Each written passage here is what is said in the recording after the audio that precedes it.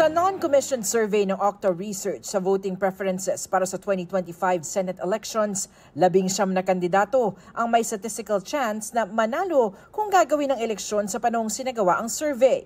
Yan ay sina Senador Bongo, magkapatid na Congressman Erwin Tulfo at broadcaster Ben Tulfo, dating Senate President Tito Soto, Senator Bato de la Rosa, dating Senador Ping Lacson, incumbent Senators Pia Cayetano, Ramon Bong Revilla Jr. at Lito Lapid, Makati City Mayor Abby Binay, dating Senador Bam Aquino, Congresswoman Camille Villar, former Senators Manny Pacquiao at Kiko Pangilinan, TV host Willie Revillame, dating DILG Secretary Benhur Abalos, Senadora Amy Marcos, Senator Francis Tolentino at artista na si Philip Salvador. Isinagawa ang nationwide survey noong April 10 hanggang 16 sa pamamagitan ng face-to-face interviews sa 1,200 na rehistradong botante, edad 18 pataas. Meron itong plus-minus 3% na margin of error at 95% confidence level. Ito ang unang balita sa Lima Refran para sa GMA Integrated News.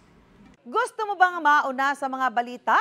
Mag-subscribe na sa GMA Integrated News sa YouTube at tumutok sa unang balita.